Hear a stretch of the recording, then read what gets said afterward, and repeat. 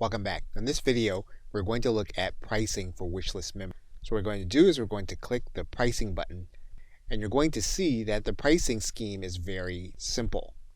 You can either buy a single site license or a multi-site license. As of the recording of this video, the multi-site license is approximately $100 more than the single site license. Now again, as of the recording of this video, you can either purchase using your credit card or debit card, or you can check out with PayPal. Now, if you already have an account, you can go to the website Wishlist Products, and you can then go to this Customer tab. You'll then want to use your existing username and password.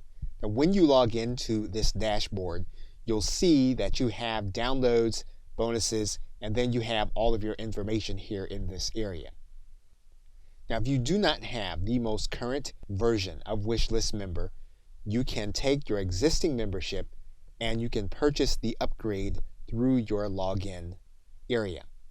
And so all you'll need to do here is you'll need to click this purchase button. You'll then want to sign up for the subscription plan. You'll then want to continue as an existing customer. You'll then verify your information and then continue to check out. Now, the renewal that takes place cannot take place using PayPal. In this case, you'll need either a credit card or a debit card. You should then see your renewal. You can then go to this area in order to go to the download for the new plugin.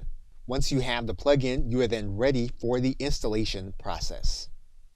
Okay, so with that, thanks, and I will see you in another video.